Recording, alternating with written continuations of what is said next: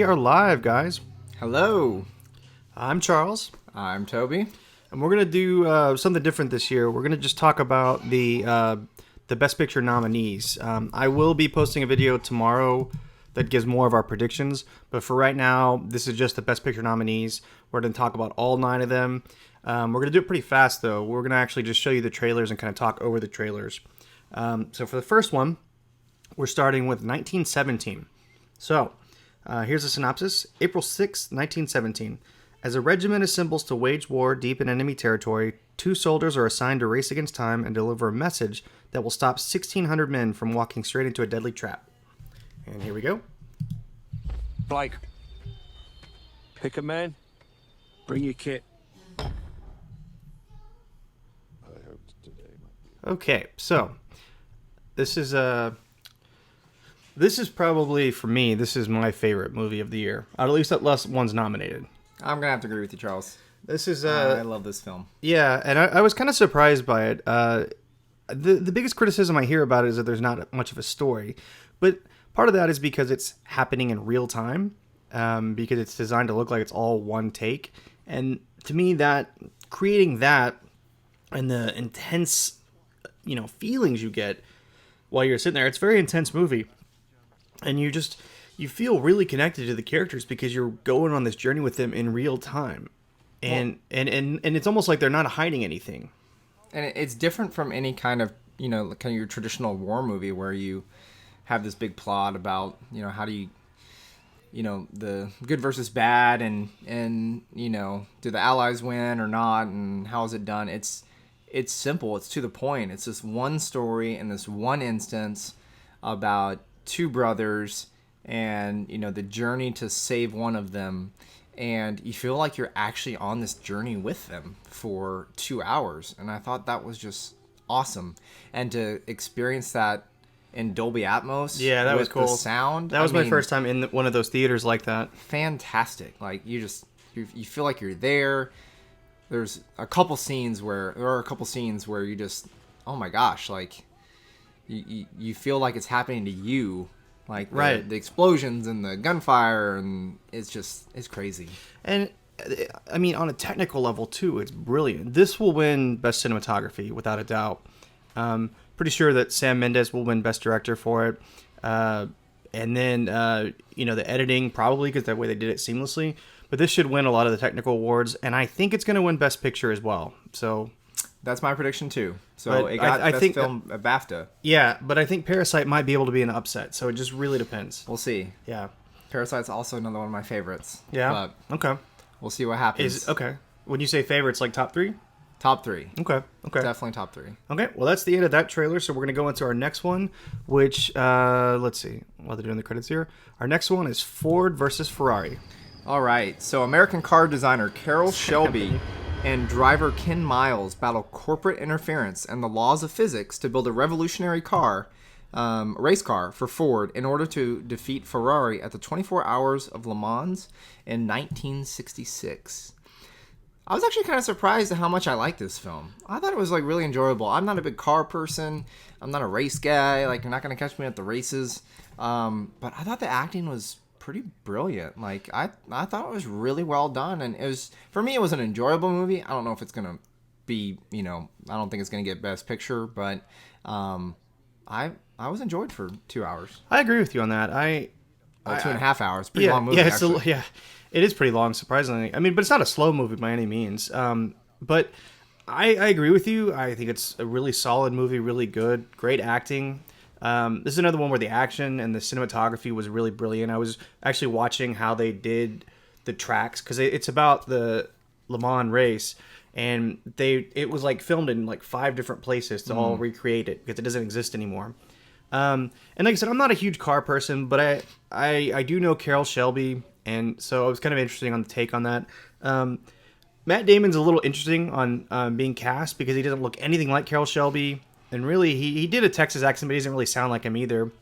Whereas Christian Bale, I didn't know his character. I didn't know Ken Miles.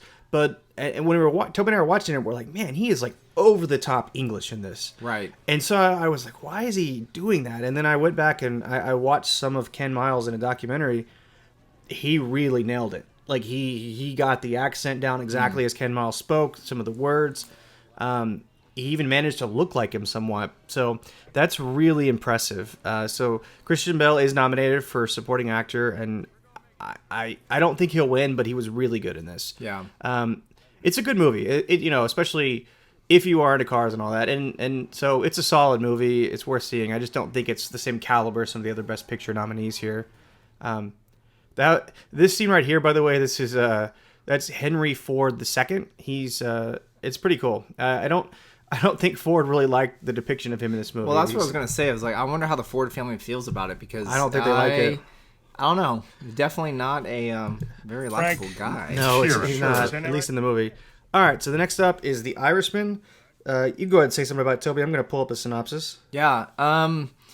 Wow. I mean, it's hard to talk about The Irishman in like a 2 minutes, right? Well, the synopsis is super short. Considering it's a 3.5-hour movie. Right. The synopsis is a mob hitman recalls his friend Jimmy Hoffa. That tells you nothing about this movie. I actually went into this movie not knowing what it was about. Like, I had just heard about it. I didn't know it was about Jimmy Hoffa. So I was really just kind of enthralled with, where's this going? Like, is this just another mob movie? What is this all about? And it kind of got there, and I just enjoyed it. It's just, it took a lot of time to get there. It does, and it's, we said it's a Martin Scorsese movie. He's done a lot of mob movies, and part of it, it's kind of, to me, it's in the shadow of his other mob movies, especially Goodfellas. This is not Goodfellas. It is a good movie. I liked it. Would you put this in your top 3? It is in my top 3. After Parasite or before? After Parasite. Okay, so this is the bottom of your top 3. This is another movie that I wanted to like more. I thought it was very enjoyable, but I didn't end up liking as much as I wanted to. Well, I think you had an issue with kind of the de-aging process, right? I did, yeah. Well, part of it... So I think the effects are amazing. If you watch the behind the scenes, they did some new technologies that they didn't have to wear any trackers for being able to de-age them. My problem is, these guys are getting close to 80. I mean, Al Pacino's like 78, 79. And so, yeah, you can make their face look younger, but when they're moving around, fighting, punching people, they don't look like 30-year-olds or 40-year-olds. They still move really stiffly. Especially, there's a scene where De Niro's beating up a guy outside of a store, and it just didn't look right to me. Yeah. I just don't... I think the technology is amazing, but I just wish that they had gone further with it, and maybe even, got some stunt bodies, just for some certain scenes.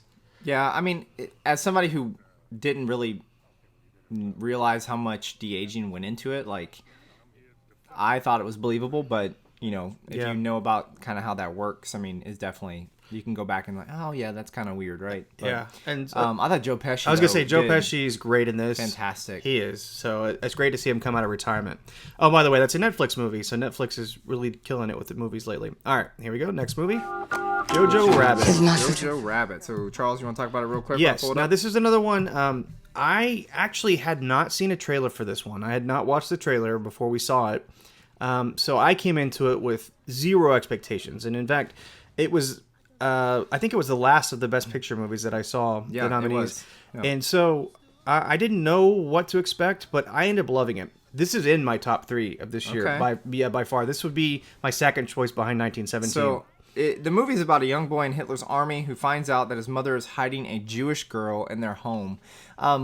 Once again, like I didn't go into this like knowing anything about it, and I kind of joke like, is this a pro-Hitler movie, or like what is this movie about? Especially at the beginning, it is kind of odd. But they put a lot of sarcasm in there where you realize, oh okay, like they understand the downfall is coming, and this boy's kind of been indoctrinated into Nazi Germany and Nazism, and it's done really really well. Yes. Honestly, I wish I would have seen more of Scarlett Johansson. Like. She's amazing. I won't tell you what happens, but I thought there was gonna be more of her in this film. But I did too. I enjoyed it. It was good. It was entertaining. It's not my favorite though, but it's definitely entertaining. Well, what I loved about it is the kind of juxtaposition of the kind of satire of the Nazis, and then there's actually this really dramatic story that's really well done. And so those two. There's the dichotomy there, but they blend so well and they go feed off each other, and it just really worked and clicked with me. You're thinking this is a PG-13 movie dealing with Hitler, and it's like it's very interesting, but they handle it really well. And it felt they also made it feel modern in a lot of ways with the music choices, and So I really enjoyed this one, and I think it's one that probably people didn't see, and so I'm hoping home video gets a little more attention. I will say Roman Davis, he's the young boy who's the main actor in this film, is amazing. Definitely gonna be one of those people that's up and coming. Yeah. In movies. So, and those two guys on the screen. They were really funny the together. The kid actors were amazing in this. All right, next movie is Joker. Arthur. All right. Well, I got the synopsis right here. There you go. Here we go. I got the synopsis. So I think most of us probably know this, but in Gotham City, mentally troubled comedian Arthur Fleck is disregarded and mistreated by society. He then embarks on a downward spiral of revolution and bloody crime. This path brings him face to face with his alter ego, the Joker. So this movie has made over $1 billion worldwide. Everybody's seen it, and that's fantastic for a comic book movie. And moreover though, it's the leading in the nominations this year. It's got 11 nominations. Joaquin Phoenix will win as Best Actor. There's no doubt. He's won every other award, and he deserves it. He's fantastic in this movie. It's kind of an interesting juxtaposition with Jojo Rabbit, where that's kind of a happier film. This is definitely not it, and it has its surprising moments where I was like, wow, that was super dark. I was not expecting that. It is one of my favorites. It's not my top 3, but it's definitely up there. I think Joaquin, yes, he should win Best Actor. And just overall supporting cast, I thought was so great. The cinematography too. I'm looking at some of these shots; they're beautiful. Seriously, the color of this movie is fantastic, and it's evocative of Mean Streets and some of Scorsese's earlier films. So it's kind of cool that he's actually going up against Scorsese. And this is Todd Phillips. He's the director of The Hangover doing this. So it's just great on a lot of levels. I think it's going to be a hit or miss with you. Like, you're either really going to love it or you're really going to not like it. But either way, I think you're going to love his performance is the point. Because to me, like, I thought the looks of the movie and all that, there were the issues I had with the movie, but his performance is amazing. He's going to win it. It's awesome. Because Heath Ledger won an Oscar for this too, but their takes are so completely different. Totally different. Like, you really can't compare the two. I've been asked that so many times. Like, what'd you think? Like, you can't put the two on the same. They're completely different films. Like, when you put them side by side, The Dark Knight just seems like a happy movie. Yeah. You know what I mean? Compared to this film. All Like, right. Here's the next movie, Little Women. Little Women. A synopsis on that? Let me pull it up real quick. What'd you think? I don't know how you felt about this one. I liked it. It's not one of my favorites this year. I liked it. It took me a little while to get into it, and they do kind of throw you around back and forth in time, and it's somewhat, I guess at the very beginning, it's kind of, you're kind of like trying to keep up. Yeah. Well, what we noticed in the movie was that the scenes in the future had or was it the scenes in the past? The scenes in the future had like this bluish tint the scenes in to the them. Yeah, and the ones in the past Right. are kind of this gold tinted, and that's kind of interesting, and that really that helps kind of keep your eye where you're at. But go ahead, read the synopsis. And yeah, so for those who haven't read the book or seen the movie, Jo March reflects back and forth on her life, telling the beloved story of the March sisters, 4 young women, each determined to live life on their own terms. So I will say I enjoyed this film. I think the acting all around was great. Timothy, of course, for previous podcasts, you guys know how much I love Timothy. He was fantastic in this. I liked his character, and I actually have not read the book. I haven't either. I haven't seen other versions of this. I know this is like the 4th one. I will say that I was talking to somebody at work about this, and they said this film does the book so much justice. Like, it is almost scene by scene portrayed. Like, they can see it based on, like, it's just, Greta Gerwig did just a fantastic job with this film. And she should have been nominated for director. I agree. Just as far as and these shots right here, I mean, this was a fantastic part of the movie. Right, but to get that many fantastic performances, Saoirse Ronan as the lead, Florence Pugh, I mean, really, that goes to the director, how good it is. And by the way, you'll see the guy talking to her about publishing the book. He's the same actor that played Henry Ford in Ford versus Ferrari, so he's in 2 of the Best Picture nominees this year. That's pretty cool. There's really not much that I didn't like about it. I just said, to me, it was a little confusing at first, the very beginning of it. I will say the problem I had with it was sometimes it is hard to understand if you're in the future or if you're in the present, right? Like, or the past. Like, you go back and forth, and I think we picked up on the fact that the future has like these blue tints. Right, that's what we're saying, yeah. But I don't know if you should have to rely on that to know like which time period you're Well, in. and then part of that is it's like they don't look any different really, even though it's Right. like that's the guy that played Henry Ford in Ford versus Ferrari, so pretty awesome. All right, I kind next of thought he looked like Dick Cheney, but Yeah. we won't get into politics. next movie What is I Marriage love about Story. Nicole, she is a Marriage Story. I really enjoyed this film. Obviously, Adam Driver is having A heck of a the year. year of his life. I mean, it's just So here's a synopsis. Noah Baumbach's incisive and compassionate look at a marriage breaking up and a family staying together. This is my third favorite movie of the year. Yeah. I absolutely loved this one.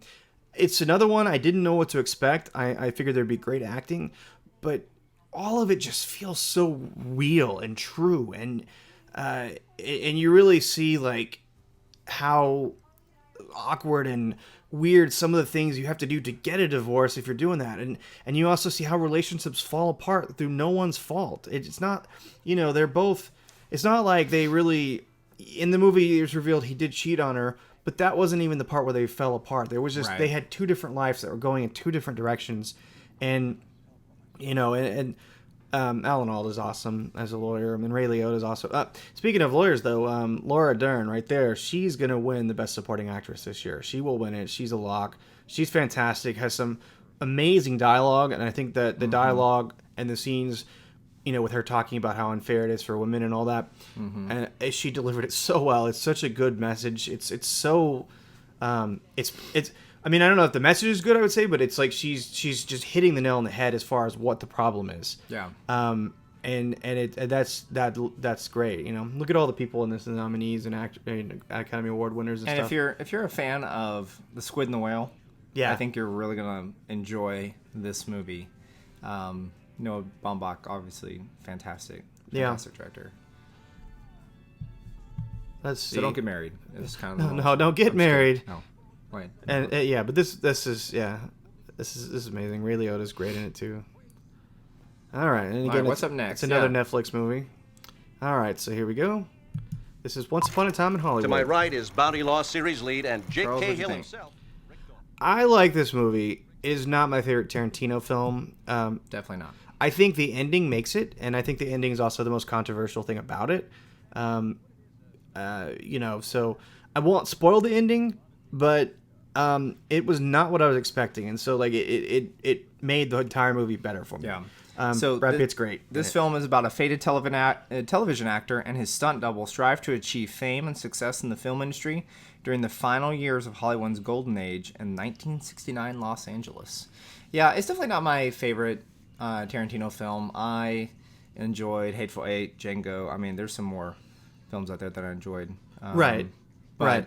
It was kind of like, here's a slice of life, right? Like of what's going on in 1969 Hollywood. And that scene right there, that was an interesting scene. with Bruce Lee. I know that's a scene where Bruce Lee's like daughter hates the representation. I don't know. As far as Yeah, I mean, a comedic scene and setting up Brad Pitt's character, I think it's a great scene that way. I don't know if it's an accurate portrayal at all. right. I did like it. It made me laugh. Brad Pitt is going to win the Oscar supporting actor in this. He's fantastic. And Margot Robbie actually did really, really well. Yeah, So- she did. And yeah. She did well too. Yeah, She's little an up and coming star. DiCaprio's always good. He gets nominated. All right, here we go. So let's do the last movie after this, which let's see, I believe is Parasite. Parasite. So Parasite. Let's see. Let's see. Parasite. Here is the synopsis: is all unemployed. Is it? How do you say their name? I can't remember. Kaitak and his family take peculiar interest in the wealthy and glamorous Parks as they ingratiate themselves in their lives and get entangled in an unexpected incident. So this is my second favorite film behind 1917. I didn't know anything about this film before watching it. I went in and I thought I was watching kind of, not really a comedy, but a more comedic film. And you quickly find out it is not that. Like in that scene right there, it kind of turns. And I was surprised and just amazed at how much I like this film. It is really good. It would probably be my fourth favorite. And yeah, again, I didn't know what to expect. I just heard a bunch of good things. This is the one that could be an upset. It could beat 1970. I think they're the top ones. If it did, it would be the first foreign language film to win Best Picture. It'd be the first South Korean film. It's the first South Korean film to be nominated for Best Picture. It's going to win the foreign language category, which is I think called international film this year. It's going to win that category, but just I don't know on Best Picture. It hasn't won the other awards per se that 1917 has, but the way they do the ranking system on the Best Picture votes, it could end up being the top one. So we'll see. It's really interesting, but I still think that 1917 is probably going to win it if I had to guess right now. Me too, but this is one of those films I could honestly watch this over and over. It is, and there's so many layers. Like you talked about how in certain scenes they'll divide using foreground objects and all that. They'll divide like rich and poor class. Yeah, and that's really cool. It's so well directed, so well staged. The production design is amazing. And so yeah, I really did like it. This is my fourth one. I just that's what makes the Best Picture such a hard category to guess. It just does. So they have a wide range of films this year, but I think 1917 is going to take it. Cool, we'll see. Cool. And Elton John's nominated for a song for Rocket Man. So that's why I'm wearing the shirt, if you guys are wondering. I'm really hoping he wins this year. I was disappointed that movie didn't get more nominations because I really love that movie. But other than that, Toby, anything else you want to say? No, thanks for having me. It was fun. Yeah, well, so those are some of our Best Picture predictions. Like I said, sometime probably tomorrow, right before the Oscars, I will post another video where I go into more detail on other predictions. So we'll see you then. Until then, have a good one, guys.